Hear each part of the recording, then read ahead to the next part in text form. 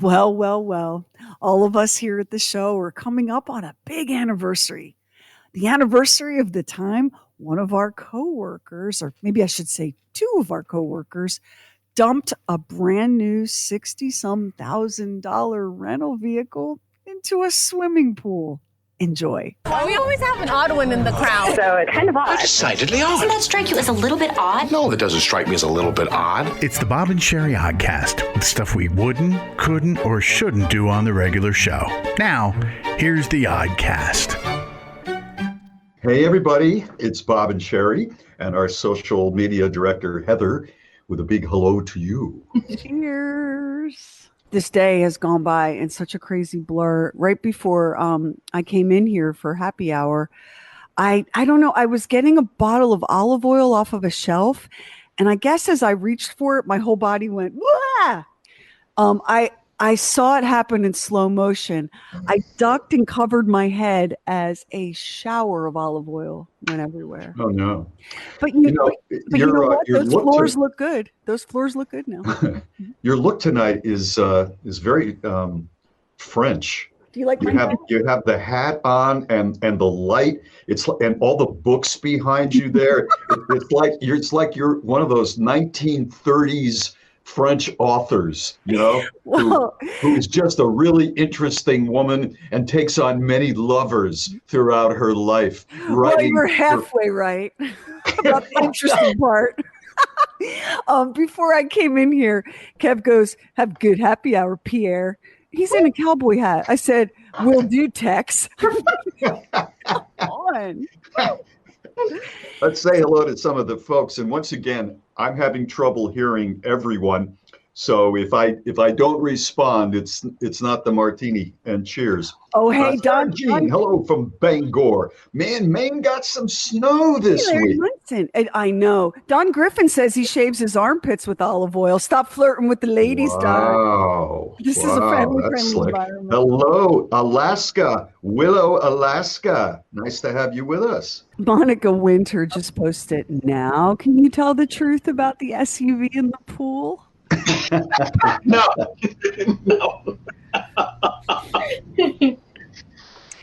The thing is, the truth about the SUV in the pool would not impact anyone who is with the Bob and Sheri show today, but it would impact people that are not with the Bob and Sheri show. So we cannot reveal the secret of the SUV. I can't hear you.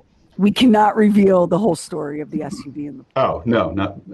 Although I don't know why, really. Statute of limitations. Oh, okay.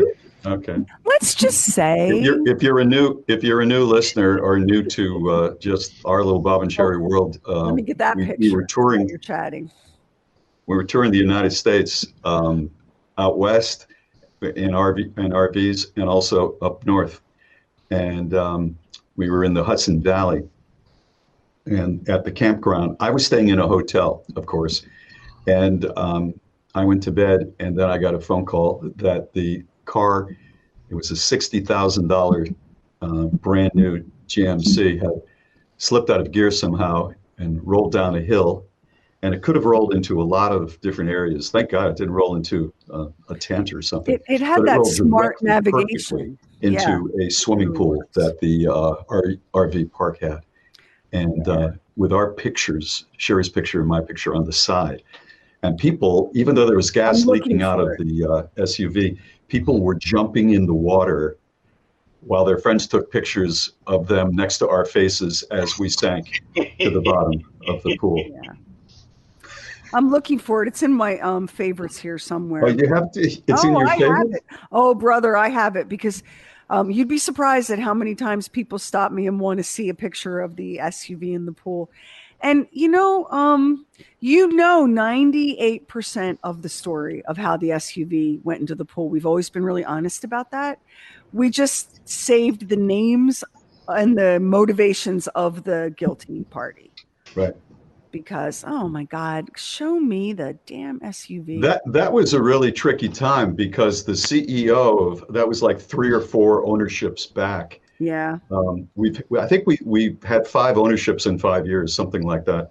Which is another reason why we sort of moved on down the road to Bob and Sheri Incorporated. He was not a fan.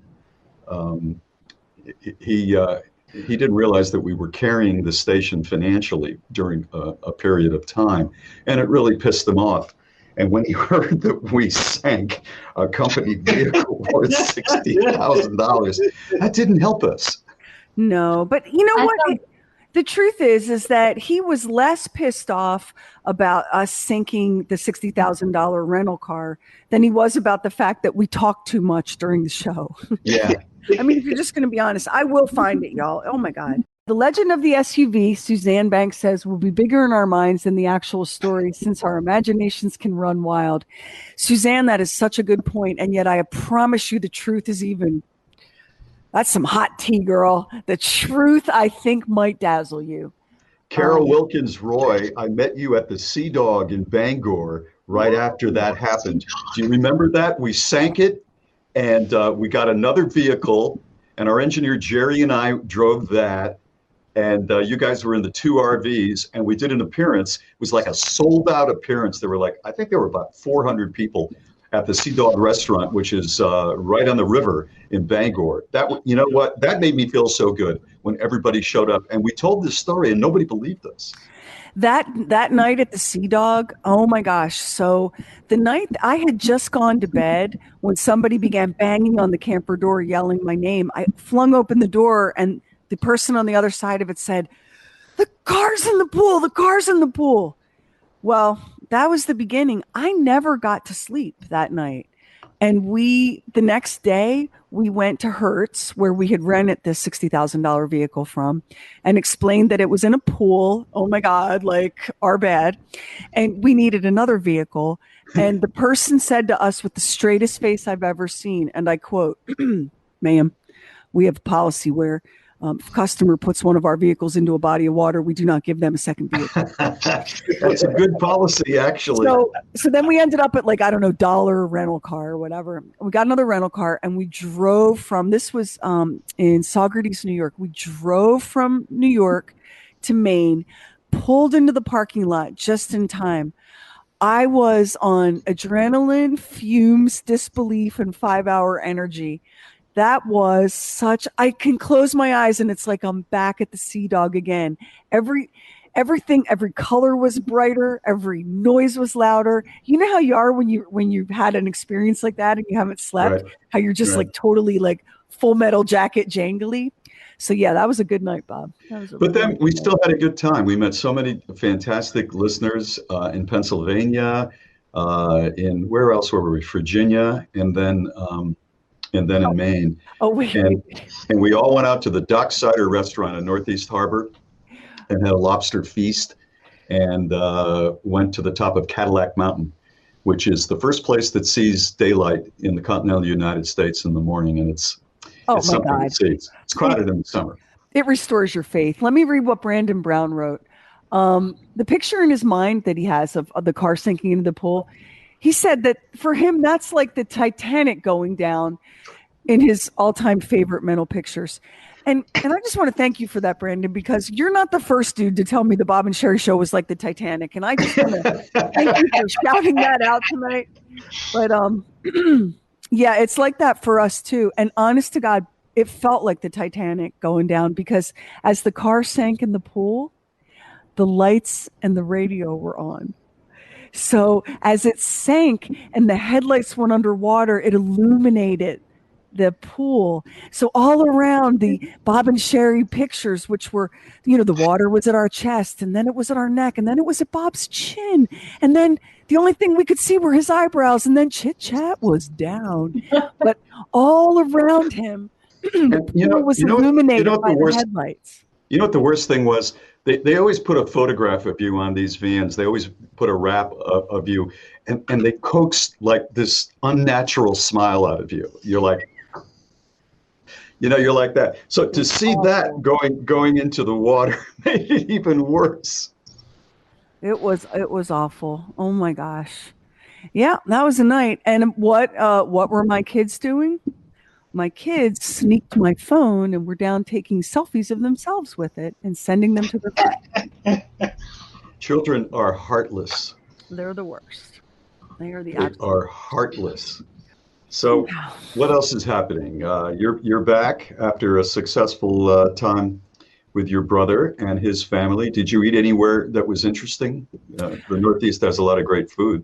We were, I mean, my brother and his wife got some good stuff delivered. Karamia and I got takeout. We went to this amazing little real Italian bakery in Montclair, New Jersey, which Uh-huh. is gorgeous. And then we drove down to George Washington's headquarters, which it's right off the Garden State Parkway. There's so much American Revolutionary War history in that part of the Garden State. Then we went to Morristown, which has a lot of Revolutionary era history. And then we just kind of slowly made our way back. We had some cheesesteaks. You do we had some real cannolis. We had some cheesesteaks. We do all that. Yeah, it was mostly, it was just amazing to be able to, because I usually see my brother and his wife 3 or 4 times a year. And so to have gone without seeing them for a whole year was a really long time. I mean, that's like my family. That's what I have. Let's see. I'm looking over here to see, because I'm trying to read these. Valdosta, Georgia. Hey, Tammy, how are you doing? Teresa Broom, after hearing Bob, where'd it go? After hearing Bob talk about his return to radio, I now know why I used to win so many of the station's contests. I was the only one listening. Tell that story, Bob. Your very first day back in radio.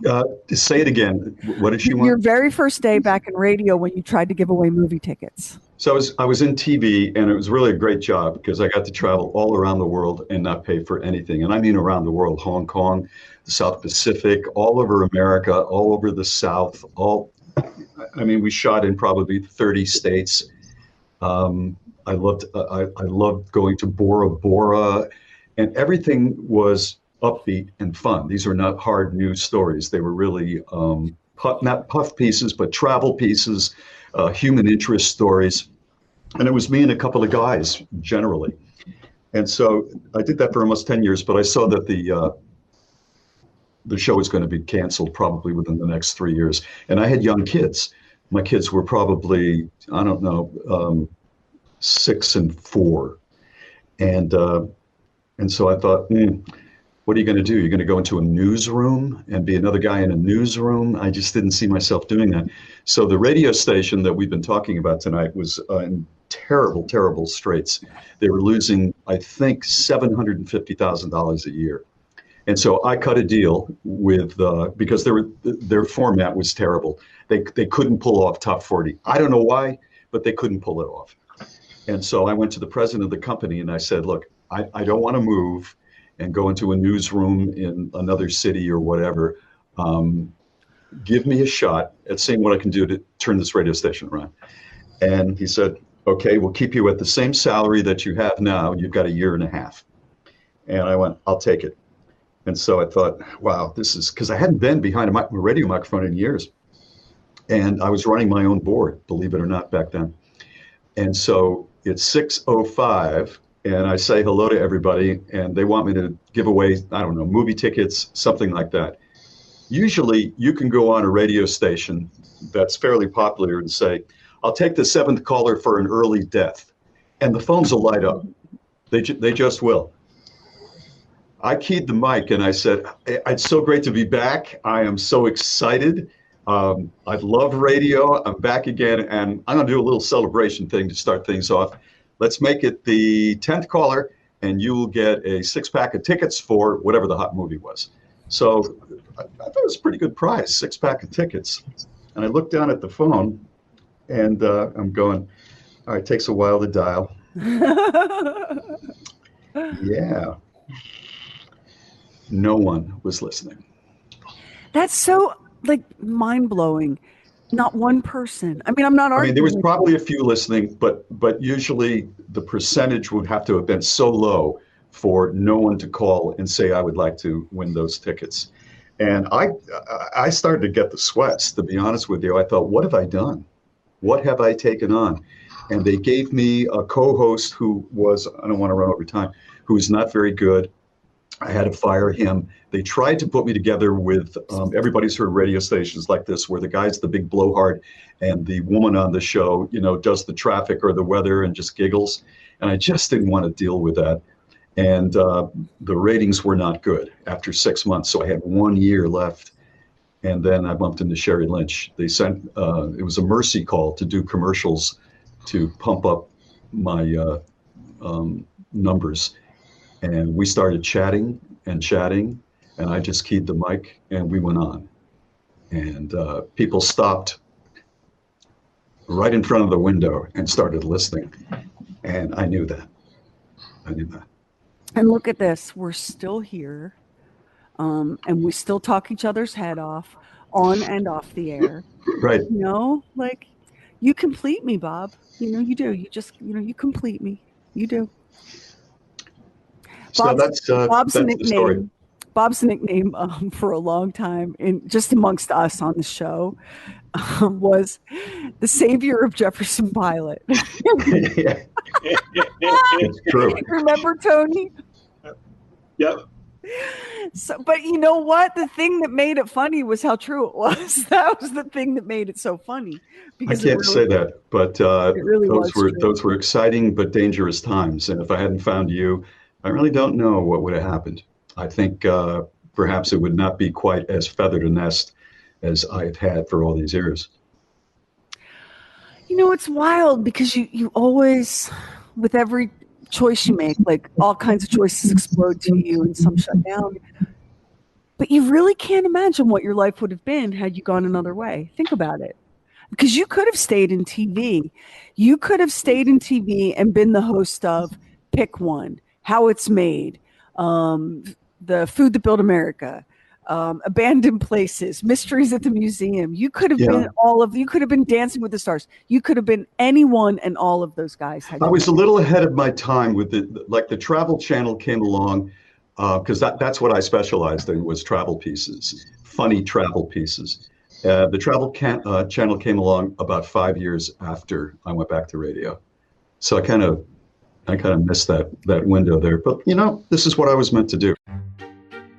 Happy car in the pool anniversary. And now you know why we don't do RV trips anymore and why we're not even allowed to use the bathroom while we're working, because we can't be trusted around water. Our website is BOBANDSHERI.com. Thanks for hanging out and listening to this episode of the Oddcast. Don't forget, every Friday in this feed, you will find Talking Lamar and True Weird Stuff everywhere you get your podcasts. Have a great one. We'll see you next time.